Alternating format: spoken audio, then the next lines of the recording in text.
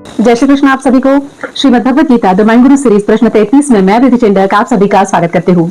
आप सभी को दीपावली उत्सव की बहुत बहुत शुभकामनाएं। आज का प्रश्नकर्ता ने पूछा तो है, लेकिन अपना नाम जो है वह रिवील करने की यानी गुप्त रखने के लिए कहा है, रिवील करने से मना किया है। तो देखते हैं उनका प्रश्न क्या है। वह पूछते हैं, जब सभी जानते हैं मांसाहार करना गलत है, फिर भी मांसाहार करना क्यों नहीं छोड़ते? इनको गीता जी के ज्ञान संजीवनी द्वारा कैसे समझाया जा सकता है? प्रश्न बड़ा ही सुंदर और मनुष्य हित में है। प्रश्न में ही उन्होंने पूछा है कि मांसाहार करने वाला व्यक्ति जानता है कि यह सही नहीं है, मतलब उसे पता होता है कि वो जो कर रहा है वो गलत है। जैसे कुरुक्षेत्र के युद्ध के दौरान या उसके पहले दुर्योधन के जो भी कुकर्म थे, दुर्योधन को भी पता था कि वह सब गलत है, इनका परिणाम भी गलत होने वाला है, फिर भी उसने किए। वैसे ही इन लोगों को भी पता होता है, जो गलत कर्म करता है उसे इसका पूरा ज्ञान होता है, वो ये जानता है कि यह कर्म गलत है, फिर भी वह करता है। पूछे हुए प्रश्न में जो मांसाहार करने वाले व्यक्ति है, जैसे कि प्रश्न में ही बोला है कि उन्हें पता होता है कि यह गलत है, तो यह अलग अलग रीजंस, अलग अलग कारण बताते हैं कि प्रोटीन के लिए कर रहे हैं या स्वयं के स्वार्थानंद पूर्ति के लिए ये कर रहे होते हैं। कभी कभी तो कुछ महानुभव इस तरह की समाज सेवा का उदाहरण देते हैं कि इनका आहार लेकर वो सृष्टि में मनुष्यों के लिए रहने को जगह बना रहे हैं। मतलब कहीं ना कहीं वो इस तरह की मूर्खता में है कि अगर वो इन्हें न खाए तो शायद जो सृष्टि रचयिता करता है, जिन्होंने सृष्टि बनाई है, जिन्होंने सृष्टि के हर कण का निर्माण किया है, इनकी जिम्मेदारी उन पर न होकर इन पर है। तो ये से जिस भ्रम में वो है, उस भ्रम को तोड़ते हुए गीता जी का ज्ञान इस मृतमति को कौन सी अपनी संजीवनी देता है, ये देखते हैं। और इसके पहले यह समझना और जानना सबसे इंपॉर्टेंट है कि जिन्होंने यह सृष्टि बनाई है, जो परमपिता परमेश्वर है, उन्होंने हर एक की जिम्मेदारी ली है और हर एक को उन्होंने उनके कर्तव्य भी दिए हैं। तो हमें उसमें हस्तक्षेप करने का कोई अधिकार नहीं है। रादर ऐसा गलत कर्म और स्वयं का पतन होने का कारण स्वयं को ही बनना नहीं है। दूसरे अध्याय के 31वें श्लोक में भगवान धर्म युक्त कर्म करने के लिए कहते हैं, जो वर्तमान समय का हमारा निहित कर्म है। जैसे हर जीव को जन्म दिया है तो हर किसी का निहित कर्म भी भगवान ने दिया है, तो वह कर्म अच्छी तरह से करना, यानी जैसे शास्त्र में बताया है वैसे करना, मतलब धर्मयुक्त कर्म करना है। यह गीता का ज्ञान कहता है। ऐसे कर्म से विमुख होने वाला व्यक्ति, जैसे मैंने कहा, स्वयं का ही पतन करता है। दूसरे अध्याय के 47वें श्लोक में भगवान कर्म फल का त्याग करने के लिए कहते हैं। अब यहाँ पर हम समझते हैं और हम लोग जानते हैं कि कर्म, भगवान का कर्म करने कहने का मतलब है कर्म योग, जो कि दूसरों के हित में किया जाता है। उससे जो फल मिलता है उसका त्याग करने के लिए भगवान हमें यहाँ पर कहते हैं कि जो कर्म करने में मनुष्य जो है वो अधिकारी है, फल भोगने में उसका कोई अधिकार नहीं है। इसीलिए जो कर्म हम करने वाले हैं या कर रहे हैं या जो किए हैं, उसके फल का भुगतान हमें करना ही करना है। इस बात का सदैव ध्यान रखना जरूरी है। इसमें भगवान कहते हैं कि मनुष्य योनि केवल एकमात्र ऐसी योनि है जो कि नए कर्म कर सकती है। सिर्फ इन्हीं को यह अधिकार भगवान ने दिया है। बाकी पशु पक्षी कीट पतंगे आदि जो भी है वह सब अपने पूर्व, मतलब जो पूर्व कर्म उन्होंने किए हैं उसी का इस जन्म में वो फल भुगतान करते हैं। मतलब नया कर्म करने का अधिकार उनके पास है नहीं। जो कर्म वो कर रहे हैं वो उनका पूर्व जन्म का कर्म है। जो अच्छे या बुरे जो भी कर्म का वो भुगतान कर रहे हैं वो उन्हीं के कर्मों का फल है। उन्हें नए कर्म करने का कोई अधिकार नहीं है। तो यह जो धर्मयुक्त अच्छे कर्म करने का, जो हम कहते हैं कि धर्मयुक्त कर्म, जो अच्छे कर्म है, वह करने का पुरुषार्थ सिर्फ और सिर्फ मनुष्य योनि को भगवान ने दिया है। अब इसमें भी दो विभाग है। पहला विभाग जिसमें मनुष्य अपने पूर्व जन्म के कर्म का फल भुगतान करता रहता है, जिसमें वो जिससे वो भाग नहीं सकता, वो करने में वो परतंत्र है। और दूसरा जो कि है कि कर्म करने की स्वतंत्रता उसे है। तो इसीलिए मतलब कर्म करने की स्वतंत्रता है लेकिन फल भोगने की परतंत्रता है। तो इसमें भगवान का संपूर्ण मार्गदर्शन मनुष्य जाति के लिए यह है कि जब नए कर्म करना की स्वतंत्रता मनुष्य को दी है तो नए कर्म ये स्वयं का उद्धार करने वाले हो। मतलब मनुष्य जाति का एकमेव उद्देश्य है जो कि प्रभु प्राप्ति है, और वही करना अनिवार्य है, और यही करना भगवान ने कर्म करने के लिए कहा है। मतलब गीता के द्वारा जो कर्म है वो यह कर्म है जो धर्मयुक्त कर्म कहलाता है, जो कर्मयोग कहलाता है, जो कि शास्त्र विहित कर्म करना ही भगवान कहते हैं जरूरी है, क्योंकि स्वतंत्रता कर्म करने की भगवान ने हाथ में दी है, तो अच्छे ही कर्म करे, क्योंकि उसका भुगतान जैसे हमने देखा वो तो करना ही पड़ेगा, उससे हम भाग नहीं पाएंगे।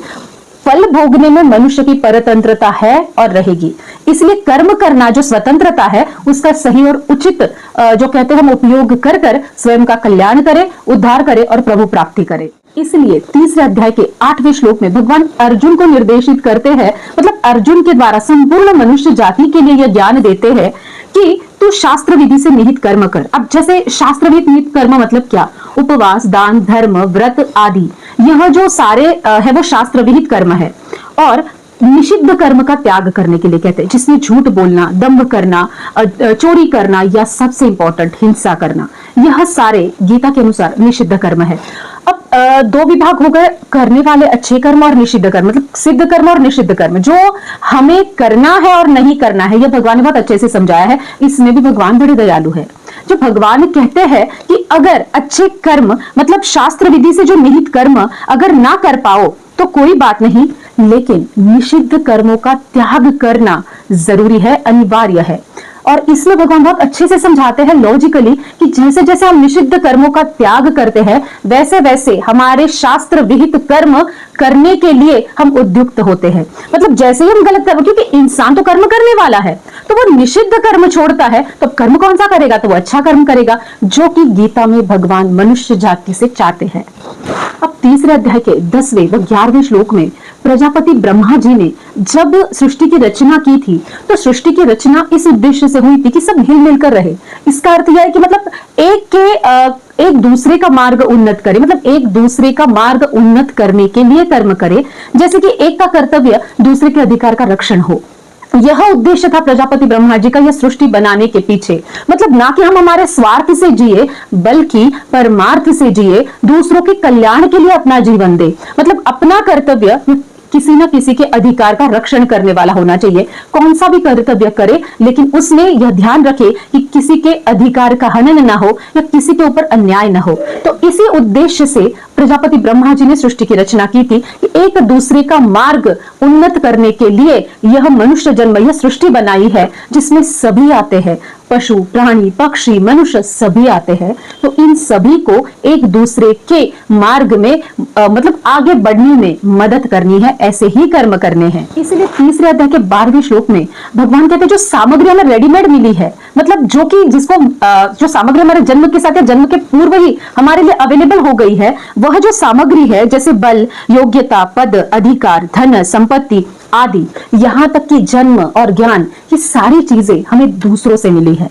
मतलब ये मिली इसलिए है कि हम इनका उपयोग अच्छे से करें और दूसरों का मार्ग उन्नत करने के लिए करें, दूसरों के हित के लिए करें, इसीलिए यह चीजें हमें सृष्टि से मिली है। मतलब देवताओं ने यह जो सामग्री है ये मनुष्य जाति को देवताओं को ही लौटाने के लिए, इसका कहने का अर्थ यह है कि दूसरों के हित के लिए करने के लिए, क्योंकि जब हम दूसरों के हित का करते हैं मतलब हम परमार्थ करते हैं, दूसरों की भलाई करते हैं, दूसरों का मार्ग उन्नत करने के लिए जब कार्य करते हैं तो कहते हैं कि वो भगवान का ही कार्य होता है। इसलिए जो भी सामग्री हमें रेडीमेड मिली है उसका उपयोग स्वार्थ के लिए नहीं अपितु परमार्थ के लिए किया जाए।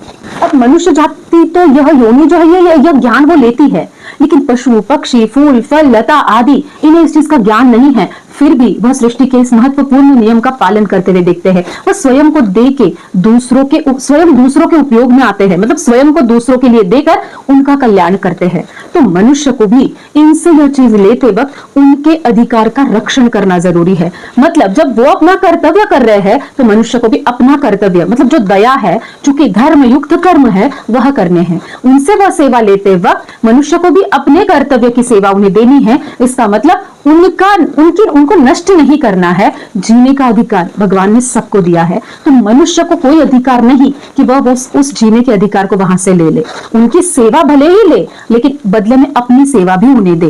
तो एक हाथ से लेना है, दूसरे हाथ से देना है, तो यह करना बहुत जरूरी है। सृष्टि से जो चीजें मिली है, जो हमारे लिए जरूरी है, जो शास्त्र में निहित है, वह हमें लेना है। जो शास्त्र विहित कर्म करने से हमें नहीं डरना है। तो वो सेवा हम उनसे ले सकते हैं, लेकिन जब देते हैं तब हमें वही शास्त्र का ध्यान रखना है। जैसे वो हमें सेवा देते वक्त हमारा कल्याण चाहते हैं, वैसे ही हम उन्हें सेवा देते वक्त उनका कल्याण उस सेवा में हो, इसका ध्यान रखना जरूरी है। जब पशु पक्षी आदि यह नियम का पालन करते हैं तो हम मनुष्य जो कि सर्वगुण संपन्न है, प्रभु की विशेष कृपा के हकदार है, मतलब विशेष कृपा हमें प्राप्त है, तो हम सृष्टि के इस नियम का पालन करना जरूरी है। यह हमारा सबसे पहला कर्तव्य कर्म है। अब इसी की पुष्टि करते हुए तीसरे अध्याय के 14वें व 15वें श्लोक में भगवान कहते हैं, एक का कर्तव्य दूसरे को कर्तव्य करने की प्रेरणा भी देता है। मतलब जब कोई अपना कर्तव्य करता है तो उसकी देखा देखी दूसरा भी वो प्रोत्साहित होता है कि वह भी अपना कर्म करे। मतलब जब एक अच्छा शुरुआत करता है तो हम देखते हैं समाज में दूसरा भी वह अच्छी शुरुआत करने में प्रोत्साहित होता है, उद्युक्त हो जाता है। तो भगवान भी इसी नियम का पालन करने के लिए कहते हैं कि जब कोई अपना धर्म करता है तब उसे देखकर दूसरा भी अपने धर्म के लिए जागरूक हो जाता है। अब कर्तव्य करने की जब हम दूसरों को प्रेरणा देते हैं तब भगवान यह समझाते हैं, जैसे संपूर्ण प्राणी अन्न से उत्पन्न, अन्न वर्षा से उत्पन्न, वर्षा यज्ञ से उत्पन्न, यज्ञ कर्मों से उत्पन्न, कर्म वेद से, वेद अक्षर ब्रह्म से प्रकट हुए हैं। मतलब इन सब में परमपिता परमेश्वर व्याप्त है।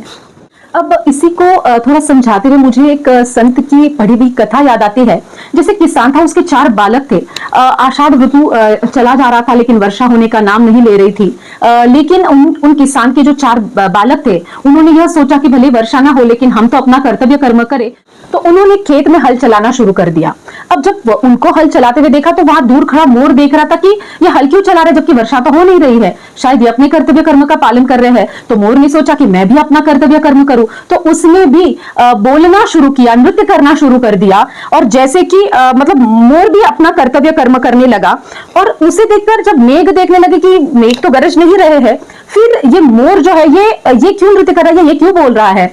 तब मेघों ने भी सोचा कि मैं अपना कर्तव्य कर्म में पीछे क्यों रहूं, तो उन्होंने भी अपना गरजना शुरू कर दिया। और जब यह देखा तो जब पूरी बात इंद्रदेव ने समझी कि ये सारे अपने अपने कर्तव्य कर्म कर रहे हैं, तो जब ये सब कर्तव्य कर्म कर रहे हैं तो मैं तो देवराज हूं, तो मैं अपने कर्तव्य कर्म में पीछे कैसे रह सकता हूं। तो उन्होंने भी वर्षा उत्पन्न कर दी। मतलब जब हम देखते हैं कि किसान के बालकों ने जैसे ही अपने कर्तव्य कर्म करने की शुरुआत की, परिस्थिति कैसी भी हो, अनुकूल हो या प्रतिकूल हो, लेकिन शास्त्र विहित जो कर्म है, जैसे किसान के बालक है तो हल चलाना जमीन पर उनका यह कर्म परम कर्तव्य है, उनका यह कर्म है, तो उन्हें करना अनिवार्य है। तो उन्होंने वर्षा हो या ना हो उन्होंने अपना कर्तव्य कर्म किया। उनकी देखा देखी मोर ने अपना कर्तव्य कर्म किया, मोर की देखा देखी मेघों ने गरजना शुरू किया, मेघों की गरजने से साक्षात देवराज इंद्र ने वर्षा बरसा दी। मतलब जो फल किसान के बालकों को चाहिए था उनके कर्तव्य कर्म से ही उन्हें मिला, और उनके कर्तव्य कर्म से बाकियों को कर्तव्य कर्म करने की प्रेरणा भी मिली। इस कथा से हमें यह समझ में आता है। अब भगवान मनुष्य जाति के लिए मतलब थोड़ा फेवरिज्म है, मतलब क्योंकि भगवान देखते हैं कि इनमें उन्होंने अपना स्वयं का अंश दिया है। तो 16वें अध्याय में दैवासुर संपद विभाग योग में भगवान दैव की मतलब देवों की संपत्ति और असुरों की संपत्ति का मतलब यहाँ पर गुणों से है, उसका विभाजन करते हैं।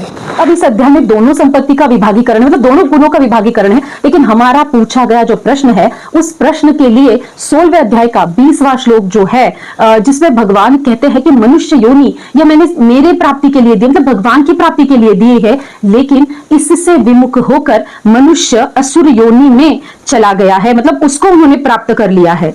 मम प्राप्तेव पद से भगवान पश्चाताप से कहते हैं कि अत्यंत कृपा करके मनुष्य को जन्म दिया, लेकिन उसने अपना उद्धार करने का अवसर छोड़ दिया और वह इतना अपने स्वार्थ, कामना, अभिमान, चोरी, डकैती और हिंसा आदि से अधम गति को प्राप्त हो गया।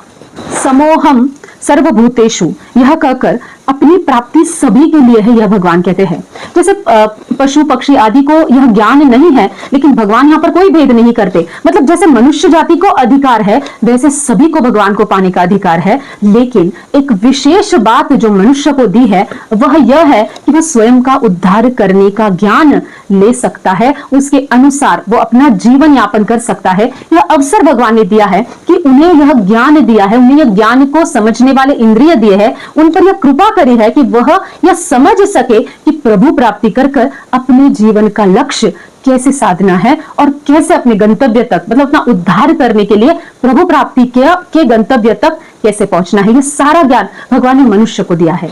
देखिए यह सब देकर भी, इतने अवसर देकर, इतनी कृपा देकर भी मनुष्य ने यह सारी चीजें कर कर, मतलब जो गलत असुरी संपत्ति वाले जो गुण भगवान ने बताए हैं वह कर कर वह अधमगति को चला गया है। इसीलिए भगवान इस श्लोक में बड़े ही पश्चाताप से कहते हैं कि मनुष्य जाति को जन्म मैंने सिर्फ और सिर्फ मुझे पाने के लिए दिया है। मतलब इतनी बड़ी अपॉर्चुनिटी दी है भगवान ने, इतना बड़ा अवसर दिया है, फिर भी मनुष्य इससे चूक जा रहा है। और भगवान इतने दयालु है, बार बार किसी न किसी द्वारा, तो संत, महात्मा, ज्ञान, इन सभी के द्वारा, हमारे ग्रंथ यह ज्ञान मनुष्य को दे रहे हैं कि मनुष्य मुझे, मतलब भगवान को पाकर अपना कल्याण ले, अपना कल्याण करे और स्वयं का उद्धार करे। यह भगवान बार बार समझाना चाहते हैं।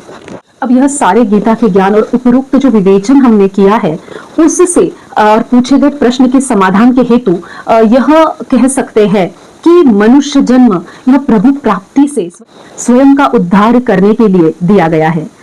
तो इसमें ऐसे कोई भी कर्म ना करे जिससे कि हम प्रभु प्राप्ति से चूक जाए, जिससे कि हम हमारा जीवन सफल करने के बजाय असफल कर दे और अपना ही पतन कर ले। अपने स्वार्थ, अपने मजे, अपने आनंद के लिए किसी और की हिंसा न करे। मतलब मनुष्य को अपने कर्तव्य करते वक्त दूसरों के अधिकार का रक्षण करना है। मतलब जब अपना कर्तव्य है तो वह, मतलब प्राणियों की रक्षा करना, अहिंसा में रहना, तो यह करते वक्त उनको जीवन जीने का जो अधिकार है उसका ऑटोमेटिकली रक्षण हो जाएगा। तो इसीलिए ऐसे कुकर्म से दूर रहे। और जो उद्देश्य, जो इतना बड़ा अवसर हमें मिला है, सबसे बड़ा अवसर है कि हमें मनुष्य जीवन प्राप्त हुआ है। हमारे शास्त्र, ग्रंथ, संत आदि सभी यही कह रहे हैं, यही समझा रहे हैं। और गीता में तो साक्षात भगवान भी बता रहे हैं कि मनुष्य जन्म यह केवल स्वयं के उद्धार के लिए है, अपना कल्याण करने के लिए है, न कि सृष्टि का जो चक्र है, जो यह जो जन्म मरण का जो फेरा है, इसमें पढ़ने के लिए है। भगवान अपना सारा ज्ञान बिल्कुल सिंपल तरीके से और बहुत ही अच्छे तरीके से, स्पष्ट तरीके से समझा रहे हैं। अब लेना कैसे है यह हमारे ऊपर निर्भर है। इसीलिए सभी से गीता जी द्वारा यही, मतलब गीता जी का जो ज्ञान है उसके द्वारा यही निवेदन है कि मनुष्य जन्म का उद्देश्य पहचाने, अपने शास्त्रों को पढ़े, समझे, जीवन में लाए। क्योंकि यह इतनी बड़ी हमारी धरोहर है जिसे हम अगर पढ़ ले, समझ ले, तो हमारे जीवन का कल्याण होना निश्चित है और हम इसी तरह से जीवन निर्वाह कर सकते हैं।